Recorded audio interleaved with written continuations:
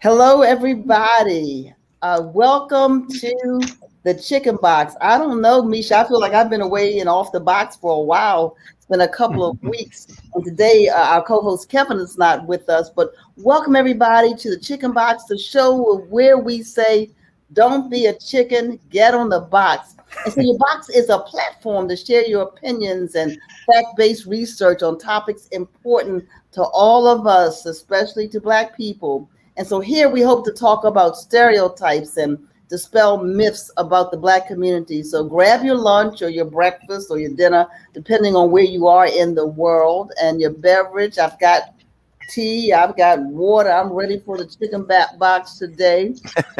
And we want you to weigh in on the comments. And so this is an interactive show. We don't, we don't want to just present information. We want to talk with you. And so share this and like it. And so we know that certain topics hit differently depending on what age group you're in.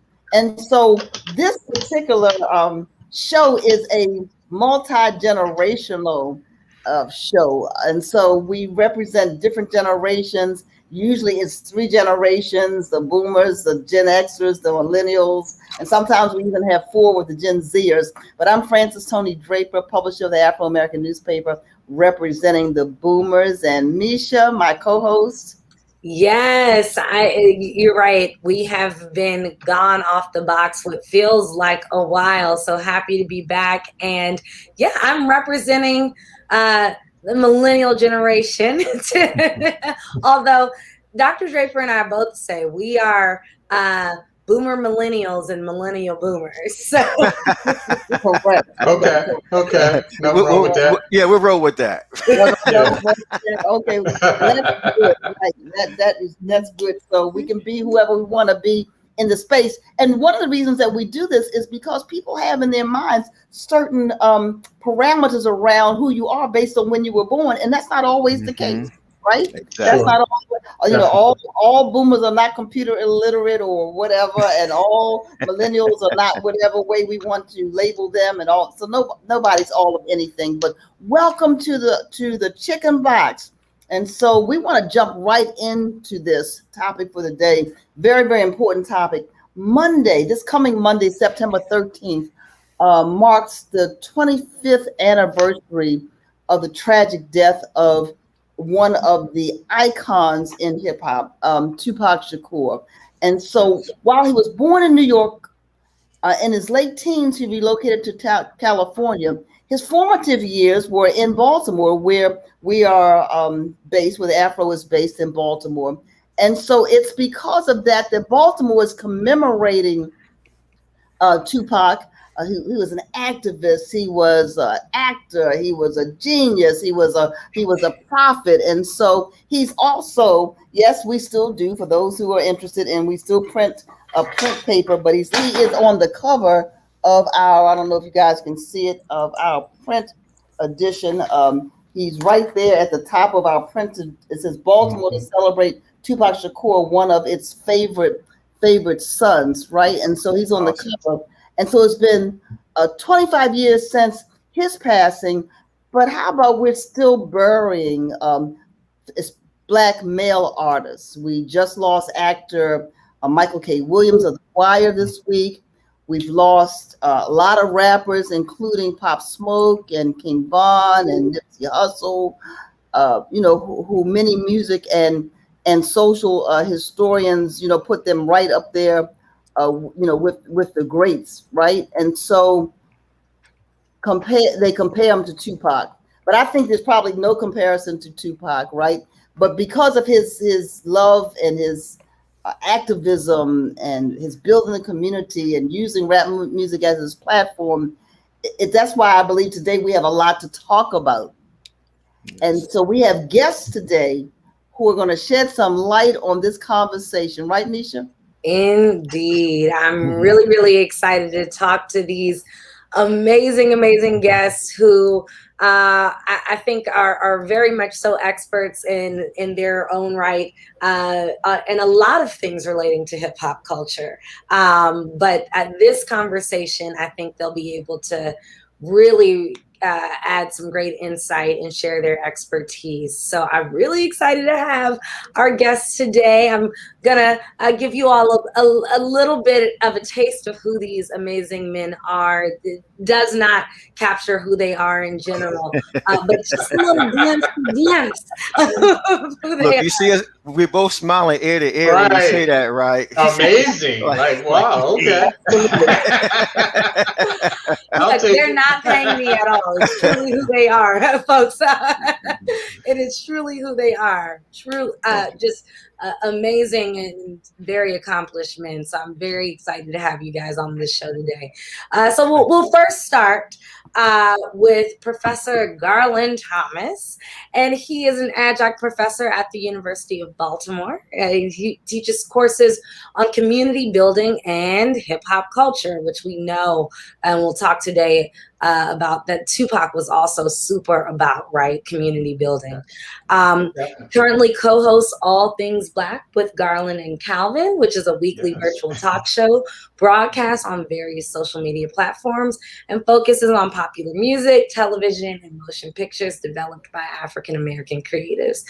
And Garland is a Baltimore native. Yeah. So also Northwestern stand up. And is a graduate of Hampton and Coppin State. So welcome, Garland. Thank you so much for being here. Thank you for the invitation. Thank you. And so next, I'm really excited to talk to this guy who, let me just start by saying that even before we got on, Garland was saying he was a huge fan. Oh, wow. I am.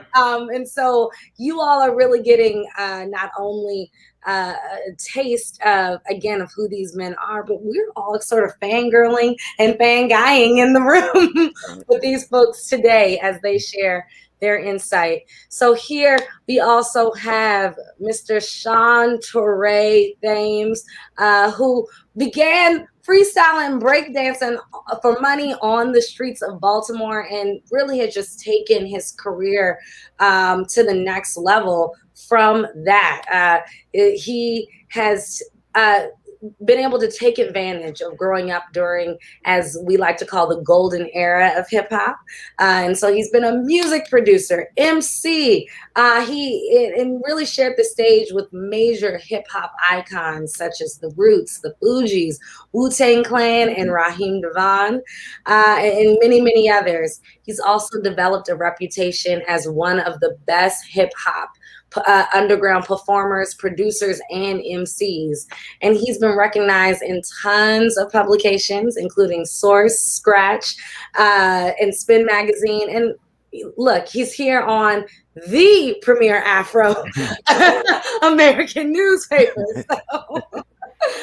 He's also, in addition to releasing new music and really sort of being a true important piece to the music industry, he's also a mindfulness meditation instructor and workforce development specialist in with the South Baltimore Learning Center. So if that doesn't make you sleepy enough listening to these guys' bios, they're here with us today sharing a lot of insight. Welcome on this show. Thank you. Wow. Thank you for having us.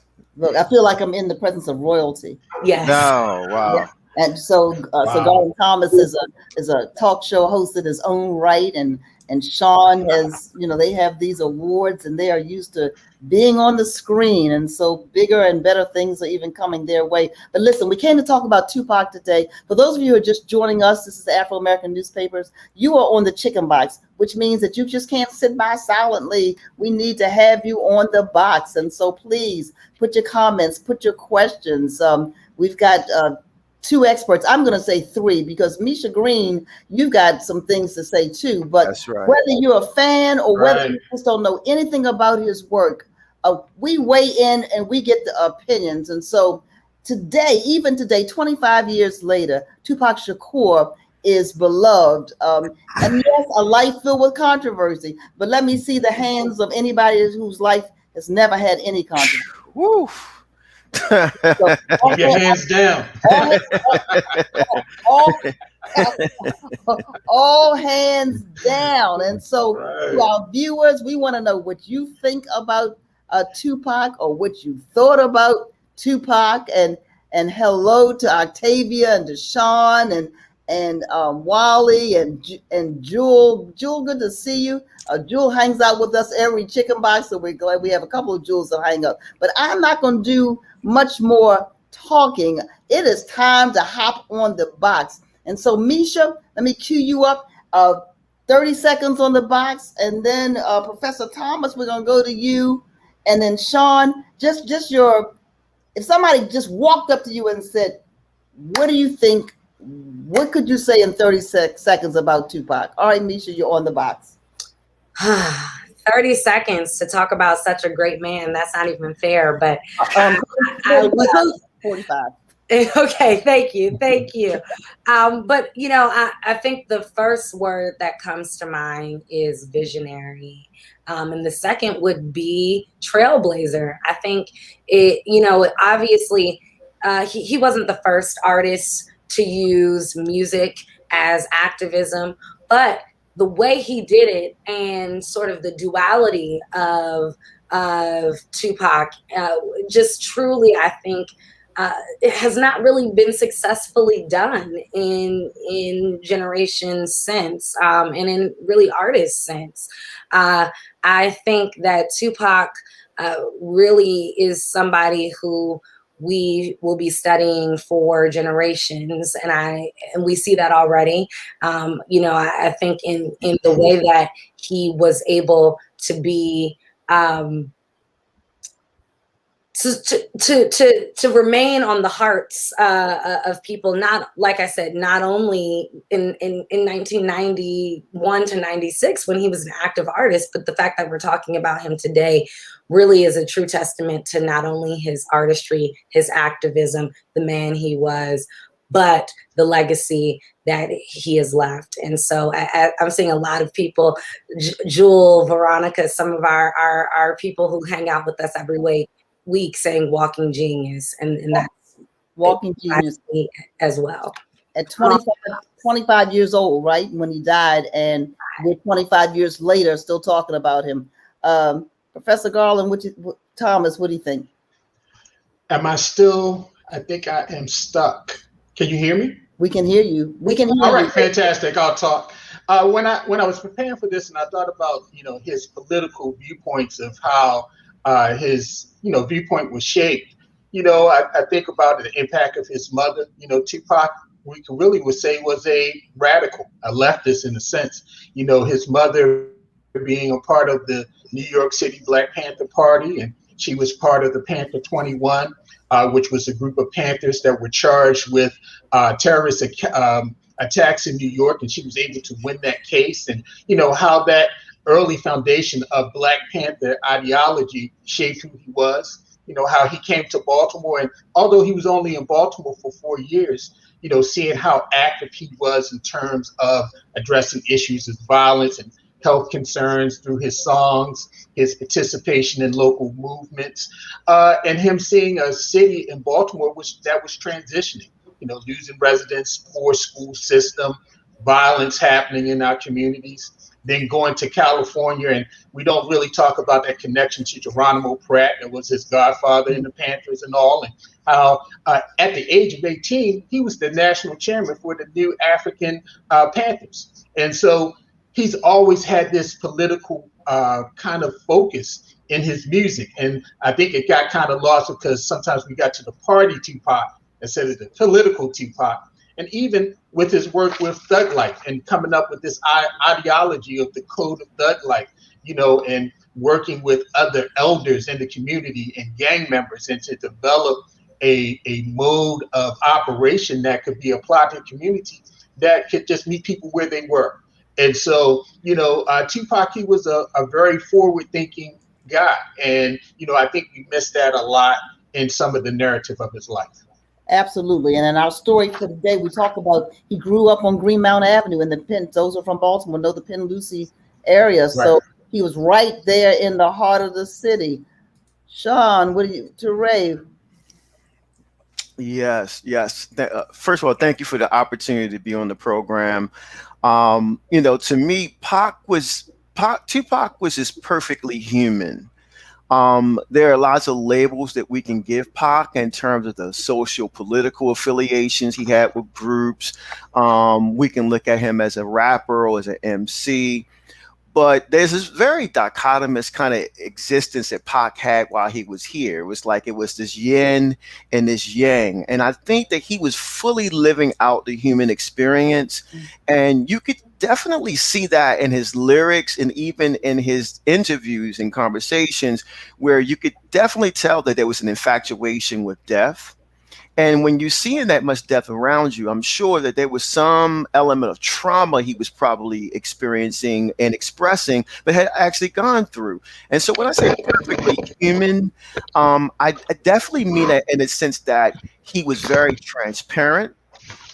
You would get Pac the gangster, you would get Pac the racker. You will also get elements of Pac the lover. If you talk to some of the sisters out there, the poetry he wrote. And so it's unfortunate. It's unfortunate that we never really saw him grow and blossom and becoming a grown man. It would have been awesome to see the kind of grown man, adult, the soldier that brother would have become.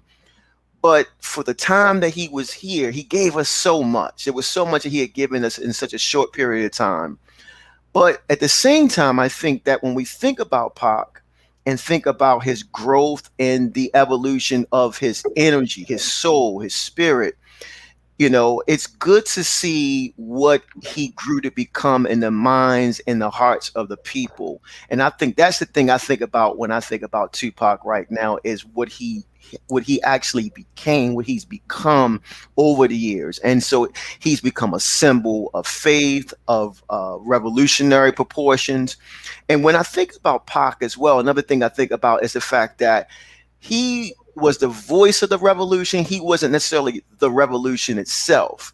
And I think that, when I think about the term, the pen is mightier than the sword, I think that was the thing that gave him the power. And that's the reason why we're still talking about him today, is that, we'll talk about Che Guevara, we'll talk about Huey P. Newton, and those individuals, we'll still talk about them because they were active in the revolution. There were books they have written. I think Pac can be mentioned in the same breath with those revolutionaries as well. And it wasn't just because of the fact that he was active in the movement and active in hip hop, but also he was active in terms of writing, and words last a long time. They have a sustaining effect on us, as we see. Wow. Yep, you're exactly right. And Misha's going to unpack some stereotypes. But let me say to those who are watching, we want your input. And we also want you to share this broadcast. And so if you are watching now by way of Facebook, come on and invite somebody to share. Everybody probably has a Tupac story someplace. But did you all know, before Misha shares some stereotypes, that he had 11 albums that went platinum, 7 posthumously, 7 after the brother was gone, right? And so I could imagine, Sean, I'm wondering what a 50-year-old Tupac would be like today. As what would he say about all that's going on, right? Wow. So he sold 75 records, a million, and they still called records. So I'm not dating myself. They're still called 75. I just want to get. You call them records. Yeah, we go with it. That's what people in the industry call them, right? 75 million records worldwide, and he's still up in the top 50 25 years later. And yes. So but there's a lot of mystery. Misha, I don't know whether I call it mystery, but there's stereotypes about Pac. So come on and tell us about some of those. I know you've looked at some of them. There are tons, and I always have to emphasize, these are solely stereotypes, not views of the Afro-American newspapers necessarily, but of course, Dr. Draper and I, in planning this, talked about sort of the biggest stereotype that we have, or really it's not a stereotype, but rumor, right? That still happens to this day and was going on really from September 13th, 1996 to today, which is Tupac being alive. You hear so many rumors. A lot of people are saying he's in Cuba or Jamaica. Some say he now has locks and does a really, really, really bad Jamaican accent. So I like to call those rumors, right? But here are some of the stereotypes that still circulate, as our host Kevin normally says, on these digital streets, right? Right. Because that's what it is. But Tupac was a genius before his time. That's a stereotype that is often agreed upon. Tupac was one of the best lyricists rap has seen. Tupac, had Tupac been living, other rappers would not have seen the success that they have had. Tupac was one of the best rappers to also act. Tupac was a phenomenal rapper and actor. Tupac was disrespectful to his elders and women. Tupac was abusive and assaulted women. Tupac was a troublemaker. Tupac was violent. Tupac used activism as a cover for violence and disrespect. Tupac is more famous because he was killed. Wow. Wow. Wow. So that stereotype, some truth, maybe in Cuba, who knows? Sean Torreira, what do you think when you hear that list? You know, I think it's all of the above. I think that people see based on their own perspective and their own experiences, right? But I think the track record speaks for itself. We tend, and I talk to a lot of my peers about this quite often, be it in music or in other areas.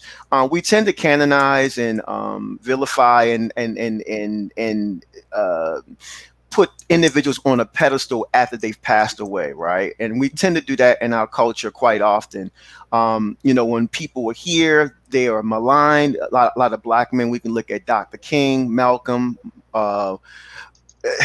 Pac, Jesus. If you were a Black man and you were here, you were hated when you were here, and then when you died, you were loved, right?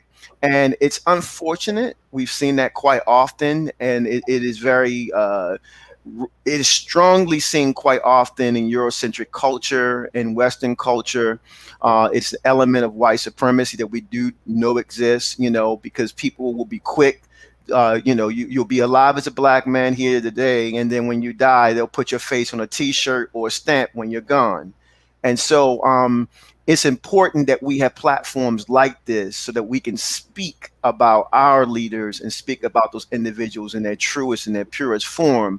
And so I think that you know, when I think about Pac today, and I think about a 50-year-old Pac and the impact he would have had, I think there are elements that were in existence during the 90s that knew the power that he had and the impact that he was going to have. When you look at the fact that he grew up during Reaganomics and the impact that, you know, Reaganomics had on his life, the fact that Vice President Dan Quayle had comments about Pac, like we had never heard the White House speak about hip hop in a negative way, right? And so I think that he became a threat.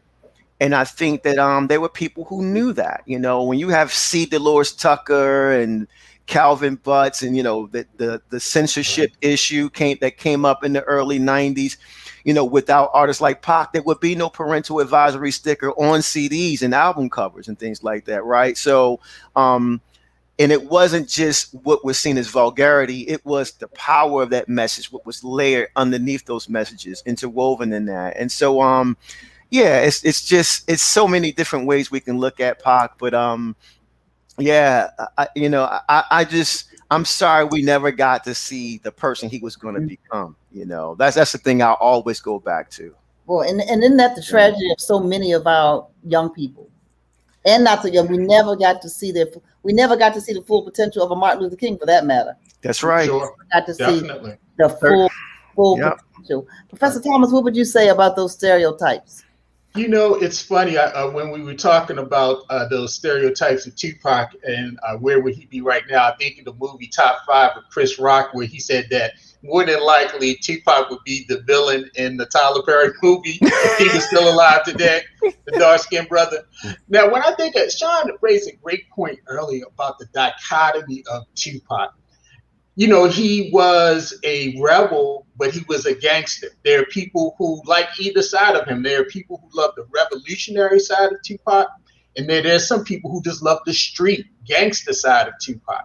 And so I think that's that dichotomy. We can accept him wherever he was. And I think that's really what made him relatable to the hip hop audience. You know, he just wasn't in one box. And so when I think about that and I think about him, you know, I just saw that in his music. I saw that in his life, that, you know, this was a guy that struggled with early life, you know, being raised in a dysfunctional home, mom on drug addiction, really did not know his father, although he had other father figures in his life. His life was very transient.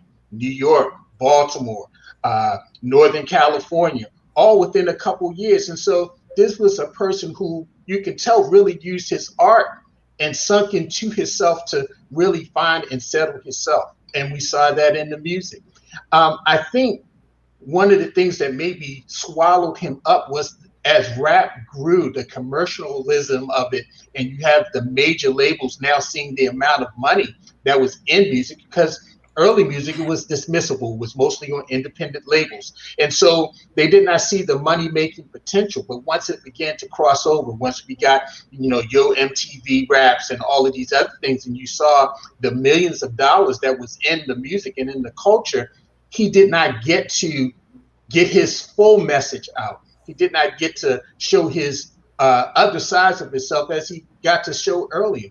I think Sean raised a great point in terms of Dan Quayle. You know, one of his songs was used in a trial of a young man in Texas who murdered a policeman. And the guy said that he was inspired by a Tupac song about where he talked about rebelling against the police and a conflict against the police. And so we saw that he had this impact with words. He understood the power of words.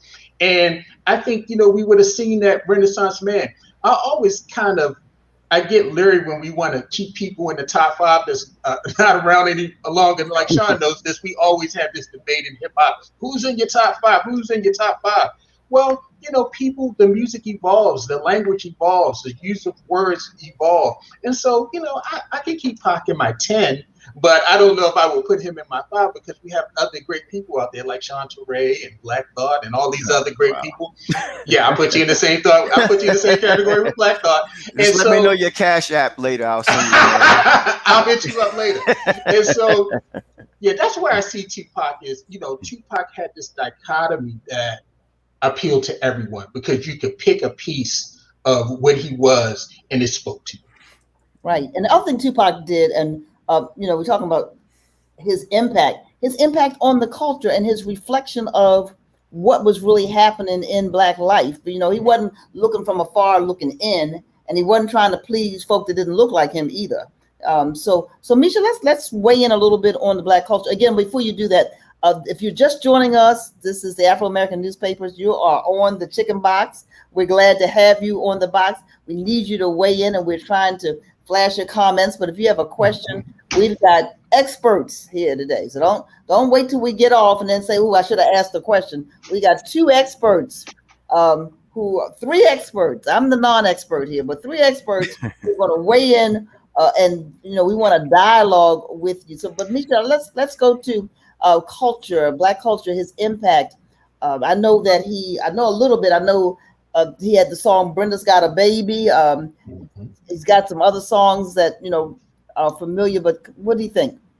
Yeah, so, you know, I think the dichotomy conversation is a perfect transition, because that is why Tupac had such an impact. I don't think he would have had the impact he had without that duality, right? The fact that he, you know, was kind of hard, but very articulate. And the fact that he talked about thug life, but was also talking about the beauty of women and how important they are is the reason why we celebrate Tupac to this day. But also, I think the reason why he was so well received by so many people. And, you know, I actually recently had a conversation with my brother, who's a huge Tupac fan, and he was talking about the fact that, you know, there were a lot of thugs who didn't really bang with Tupac for a long time because he wasn't as hard as some of the other sort of really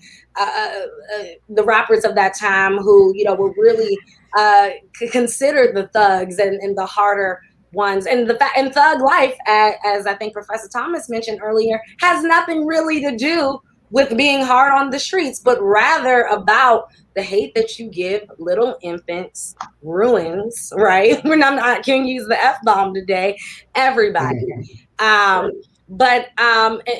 so his cultural impact really is something that, you know, we could talk about for hours. I want to talk about the duality in particular in his life and music. I think about specifically the Tupac who is no longer with us today, pondering, right, if heaven had a ghetto. We think about paradise when we talk about heaven. And he wondered if heaven had a ghetto, right? One of the lines that I Ain't Mad at You is one of my favorite songs. Keep Your Head Up. Also, I have to share this quick anecdote. Was my ringback tone. Do y'all remember ringback tones when somebody was my ringback tone? Right. So, you know, just because it was one of those reminders of the blacker the berry, the sweeter the juice, at a time when it was not cool to be dark skinned, right? It was a reminder to keep your head up and remain positive in a time that was really, really difficult. And so I absolutely am geeking in this conversation, but it's because of the man that he was. But one of my favorite lines, going back to I Ain't Mad at You, is that line where I think he says, when I talk about money, all you see is struggle. When I tell you I'm living large, you tell me it's trouble, right? Again, going back to this dichotomy and this duality that really made Tupac and his life, and really what he saw. You know, growing up in Reagan in the era of Reaganomics, but with a parent who really emphasized Black culture. In fact, Tupac was not born Tupac Shakur. His original name was Lassane Parish Crooks, and at one, his mom changed everything and said, you know what, no, let me name him after this last Incan ruler and warrior who was killed, and specifically for being a revolutionary. So he was born a revolutionary, was a revolutionary, and really died as a revolutionary. And we can look at his music, his films, and really see the man that he would have been, I think, today. So that's where I'm going in cultural impact, but I really want to hear from the experts. Yeah, I want to hear. You sounded pretty much on it there, Misha. Right. I'll say this. I was just thinking as Misha was talking, you know, I was thinking about this duality of Tupac. I wrote down a couple of songs. You know, this is the man that gave us Brenda's Got a Baby, and he gave us How Do You Want It? This is the man that gave us Dear Mama, and one of the greatest diss songs ever, Hit 'Em Up. And so that was the dichotomy. That's the duality of Tupac that made him so great. You know, when I think about the 90s and the rappers of the 90s, I think what Tupac also was able to do with this, showing this triple threat in a sense, he really opened a way for the hip hop actor. You know, before that, you know, we got a couple movies. I mean, Run DMC was in a movie, and Fat Boys were in a movie, but they were not acting. We didn't look at them like, oh wow, they really pulled this off. But when we saw Juice and then the other movies after that, that really kind of opened the door for these actors, for these rappers to really start acting to now where, you know, they have their own shows. I mean, we're looking at a Method Man and a Joey Badass that's on Power Book 3. He's excellent in that role of Unique. You know, these are great MCs, and they have this duality. So I think Tupac kind of opened that door to say, hey, we can do more than just make the music. We can, you know, do these other things as well. Yeah, I would definitely agree. The word revolution comes up a lot when you think about Tupac. And, we know that the saying with the revolution starts in the mind. It isn't going to be televised. It isn't going to be in person, right? And me, myself, being a product of the Black Panthers preschool programs and seeing some of the things that I learned while I was there, I could relate to a Tupac in that when I saw some of the different things that he would do and how he would express himself, a lot of it came from those teachings, And so when I saw a lot of things that Pop was doing growing up, I could definitely relate to a lot of the different things that he was saying and how he was expressing himself, right? And so one of the things that comes to mind for me is like it wasn't just the revolutionary, the terminology and the things that he was putting in the lyrics that I think about. It was even in terms of how he physically appeared. Pac was one of the first rappers at a nose ring. He was, Right. and that wasn't a nose ring wasn't a popular thing. It was No. almost seen as almost an effeminate kind of characteristic to have a nose ring at that time, right? Pac was one of the first rappers with a tattoo. Nobody was rocking tattoos, Right. It was only the rogue guys that were rocking the tattoos at that time. And so it's like when you see the tattoo, when you see the nose ring, it's like all this is just another form of expression that isn't just spilling over into music, into lyrics or the acting. It was even how he showed up, how he presented himself, And so I think that in itself catapulted hip hop to a whole different place, because then we not only saw MCs and rappers doing it, but we saw NBA players starting to do it. I don't think that Sure. you would have a Allen Iverson expressing himself the way he did if we didn't have a Pac who kind of opened that door for us, right? And so it's powerful because in hip hop, I always say hip hop is the most powerful art form and culture in the history of the world. If anybody wants to challenge me on that, we can have a battle about that, right? But but I Right. really do believe that, because with hip hop, it was a culture where people who were the descendants of slaves could get rid of the slave names that they were given, and they could pick and choose the names that they wanted to be and aspire to become, right? And the beautiful thing with Pac was that Pac was born with the names, right? He was given his name at birth.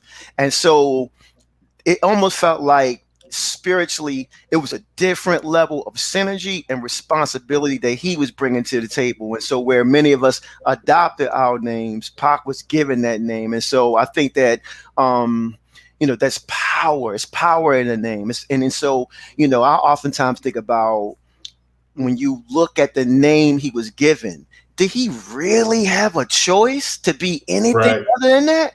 He couldn't Right. have been a banker or an accountant with, like he was Right. destined to be who he was, And so there's a spiritual element that we have to look at when we consider Pac as well, Right. And so again, like I said, I think it goes beyond the understanding of him being a revolutionary and all these different titles.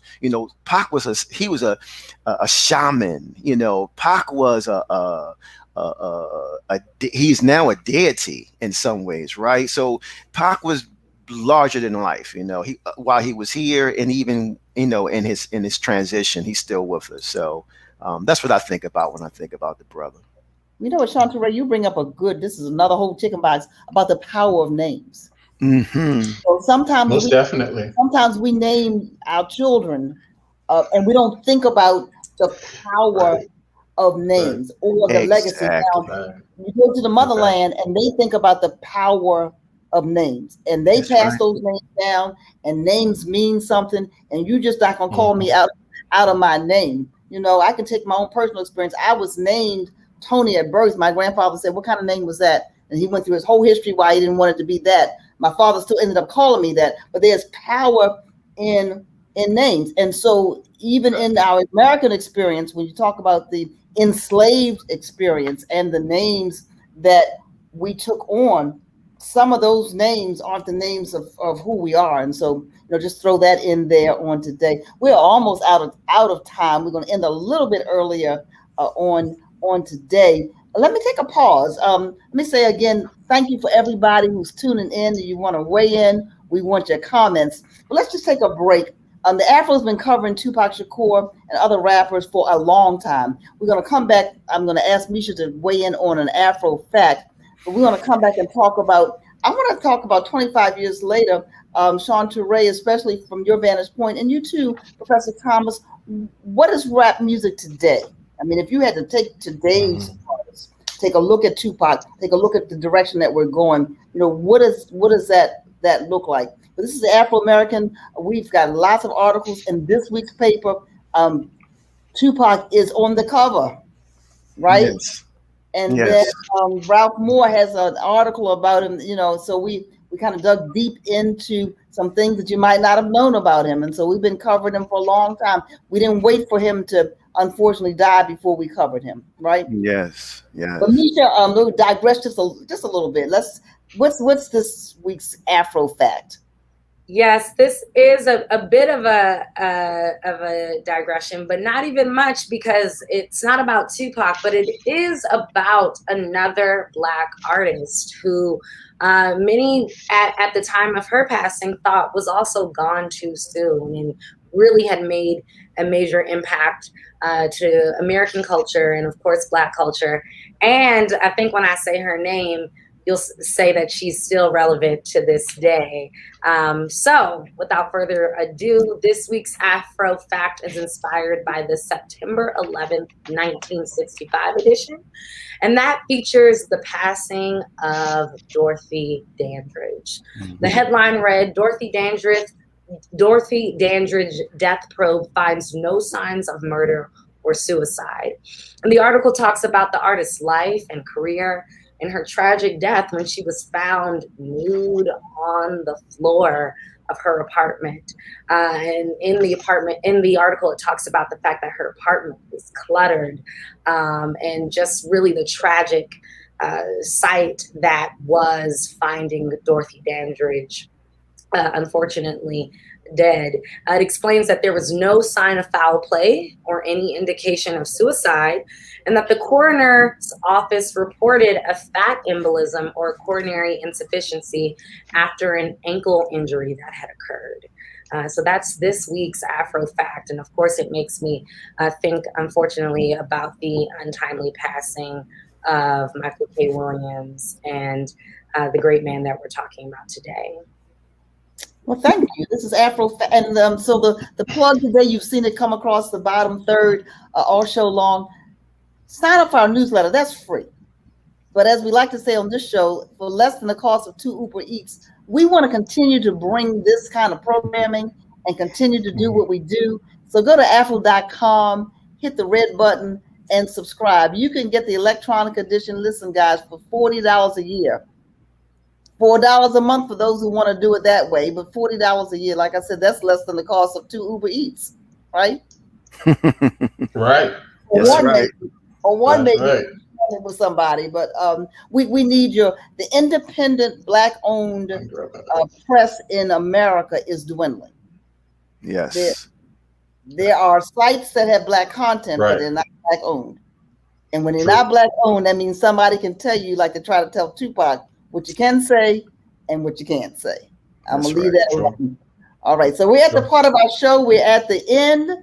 We call it the hot grease segment, right? The hot grease segment. And so the chicken's getting cooked. It's crispy. The topics are spicy. We've had 2 fantastic guests. And so we want to talk about 2 things. Today's hip-hop music compared to Tupac, if there is such a thing.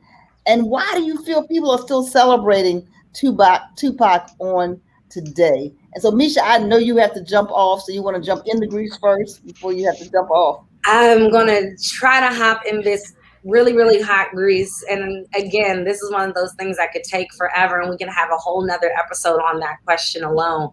But I believe that we are celebrating Tupac to this day because of, first of all, the work that he put in, right?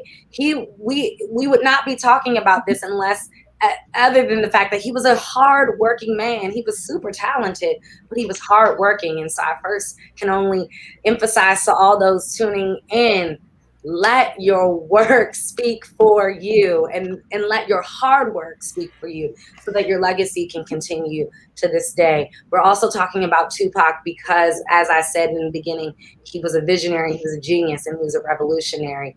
And so I really encourage everybody, in the time that we're living in today, with so many trials and challenges still really affecting the Black community, to do your research on how you can be active and use your voice.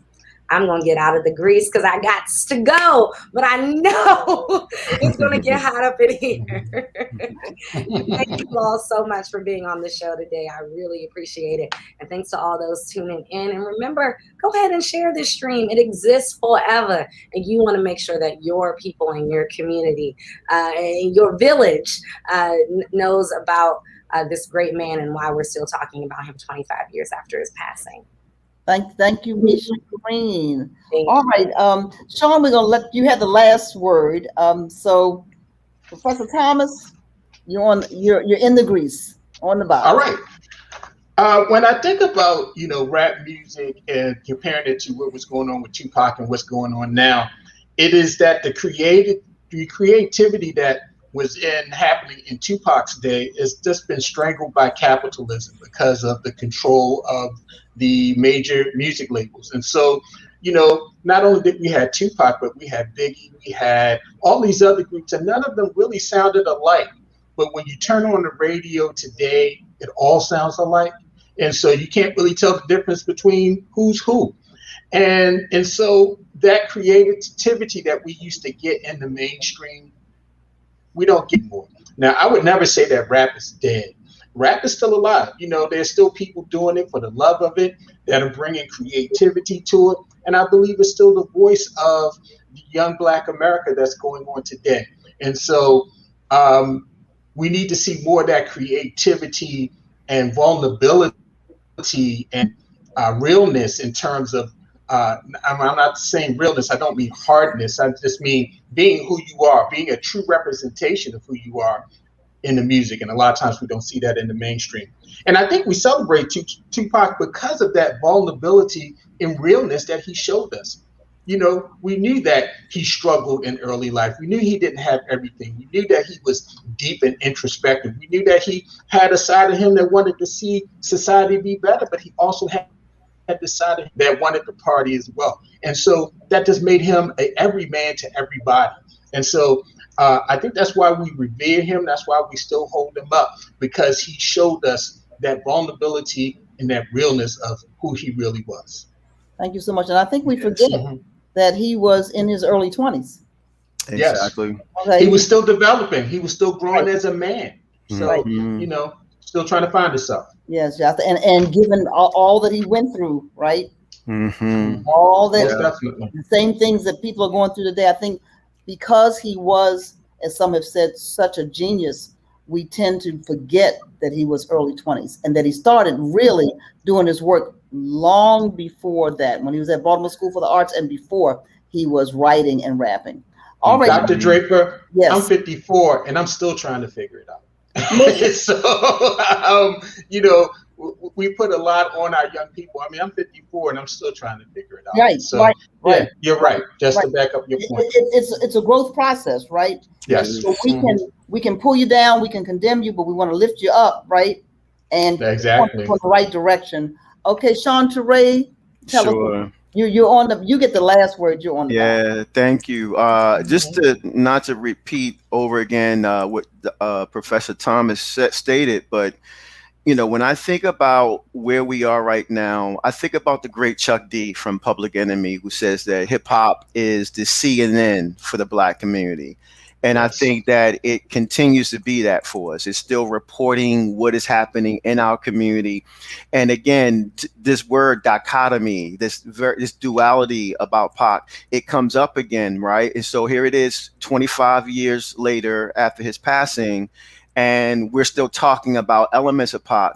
But if you look at hip hop right now, hip hop is the personification of Pac, because when we see hip hop now, we have Kendrick Lamar and the J. Coles who are socially conscious on this end. And then we have like your Slim Thugs and your Kodak Blacks on this side, which is kind of like the thug element, right? And so there is this element where our sons who are in their early 20s, in their 20s now, who would be the sons of Tupac, are now the people who are in the forefront of the culture right now.